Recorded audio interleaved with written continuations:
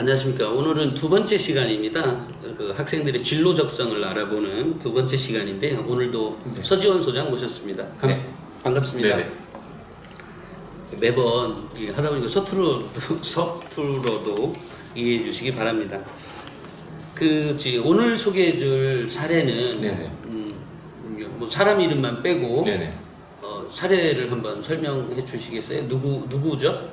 이 친구는 제가 분석한 걸로는 외교관이 되어야 될 친구였는데요. 잠깐만요. 지금 그 사람은 몇 살인 거예요? 지금 32살 정도 됐어요. 32살. 네. 근데 이 학생을 만난 적이 고등학교 때 만났죠. 고등학교 몇 학년이요? 고등학교 1학년 말에. 그리고 성적은 어느 정도? 성적은 반에서 거의 최상위권이었죠. 최상위라고 하면 뭐 구체적으로 1, 2등 뭐 이렇게 나눈다는 네, 거예요? 전교 10등 안에 들었으니까. 그런데 이 학생은 도시 사람이에요? 아니면 아니요, 시골 사람이에요. 시골에 네. 있는 학생? 네.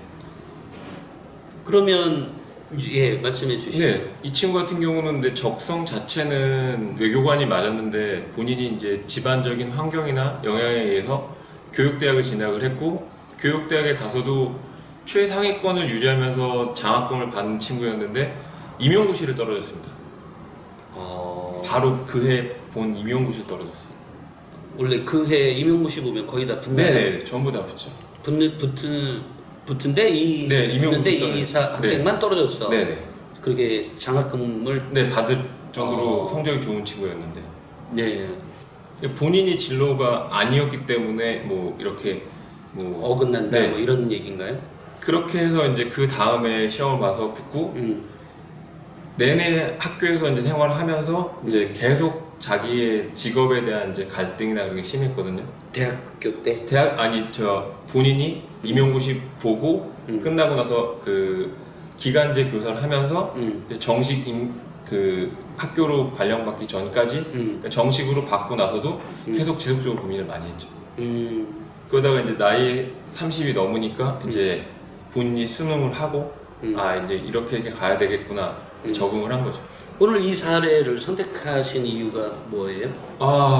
본인에게 타고 태어난 적성으로 만약에 갔었으면 이 친구가 지금 뭐 대한민국에서 훌륭한 외교관이 됐을 수도 있었는데 아까운 인재 하나를 이제 놓친 거라고. 그러니까 예를 들어 외무고시나 이런 걸 통해서도 합격을 할 수가 있는. 충분히 그러니까 이 친구가 검사한 걸로는 IQ도 최상이고요. 학습 민감도 능력도 최상이고 그 다음에 영어를 굉장히 잘했거든요. 그러면 이 학생은 지금 굉장히 어떤 자기 직업에 대한 갈등이 있지 않을까요? 있는데 이제 나이가 들고 이제 결혼을 하고 뭐 그러다 보니까 이제 어쨌든 호구지책이 되는 거죠. 그러니까 호구지책으로 네. 자기 진로를 지금 이제 계속 가고 있는 거죠. 그러면 이 친구의 이 어떤 명리학에는 네네. 그러면 이렇게 원래 자기가 가던 길을 안 갔을 때 네. 나온 결과물, 그러니까 항상 늘 갈등은 있지 않겠어요? 네네. 원래 자기가 가고자 했던 길이 아니었기 때문에 네.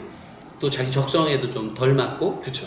이럴 경우에는 명리학이 뭐가 바뀌어지는 건가요? 아니면 이 친구는 원래 평생 그렇게 고민하고 살다가 죽는 건가요? 어떻게 되는 거죠? 아니죠. 이제 본인이 그러니까 그 10년마다 바뀌는 그 운에 대해서 이제 그게 문제가 생기는 거죠. 그러니까 운이 좋은 운도 있고 나쁜 운도 있고 나한테 도움이 되는 것도 있고 도움이 되지 않은 운도 있는데 도움이 되지 않은 운에 왔을 때는 고민을 하는 거고요. 심각한 갈등도 하는 거고. 나한테 평탄한 운이 왔을 때는 그냥 가는 거고 나한테 좋은 운이 오면은 그냥 기분 좋게 가는 거죠. 다른 직업을 선택했다고 해도. 다른 직업을 선택했다고 네네. 해도 그게 곧 불행으로 이어진다든지 그건 그런 게 아니죠. 아니고 네. 그 나름으로 어쨌든 행복도 있고 이제 있다는 얘기죠.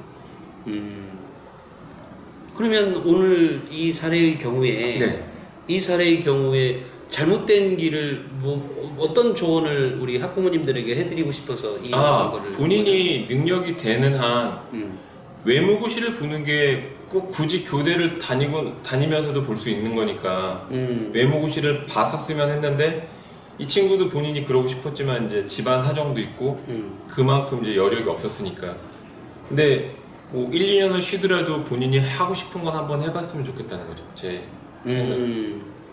본인이 될 수 있는 일을 한번 해봐서 그때 안 되면 후회는 안 남잖아요. 그러니까 자기 어떤 진로 적성에 나왔던 명리학에서 네, 네. 나왔던 그 부분을 현재 자기가 일을 하고는 있지만 네. 그럼에도 불구하고 그러니까 여러 가지 현실적 여건 때문에 네. 그럼에도 불구하고 그것에 대해서 그냥 좀 더 도전했었으면 네. 더 좋았을 뻔하다. 네네. 그러니까 지금 우리 학생들도 현재 보면 네.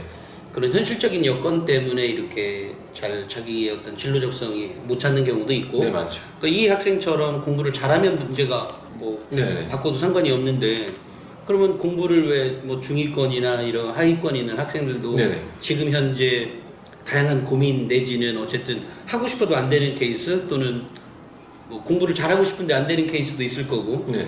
이런 경우에 해줄 수 있는 조언이 뭐가 있죠?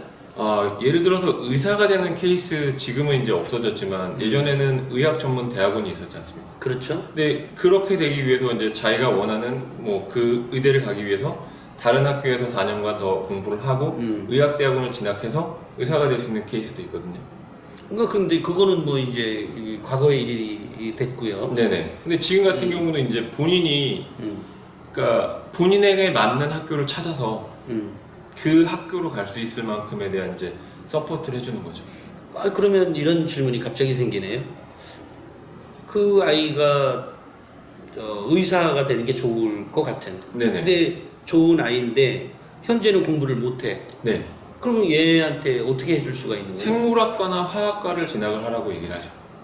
그렇게 가면 뭐가 달라지나요? 나중에라도 아니면은 보건 계열이나 의료 계열 쪽으로 가는 게 좋죠. 그러니까 그렇게 가면 네. 어찌됐건 이 아이에게 뭐 또 다른 뭐가 생기나요? 네. 또 다른 기회가 올 수도 있고 예전 같은 경우는 임상병리 쪽으로 가서요. 병원에 거의 뭐 최고 대우를 받으면서 스카우트해서 가는 경우도 있더라고요. 그러니까 꼭 의사는 안 되었을 지언정 네. 관련된 길을 계속 가다 보면 네. 그 사람이 있어야 될 자리에 네.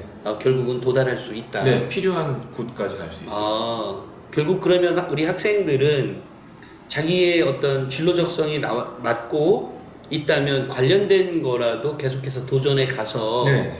가다 보면 뭐 사실 뭐 미국 가서 의사 딸 수 공부할 수도 있는 있고. 거고. 네네. 알겠습니다. 네네. 그러면 오늘은 어찌됐건 우리 아이들에게 네. 전달해줄 메시지가 어떤 거였어요?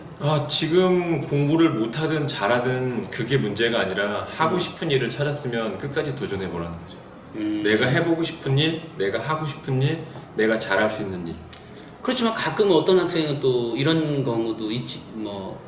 근데 이런 경우는 다음에 하는 걸로 하고요. 네네. 일단 오늘 우리 서지원 소장이 얘기한 것처럼 우리 학생들이 자신의 진로와 적성을 찾아가는 데 있어서 나 잘 모르겠다.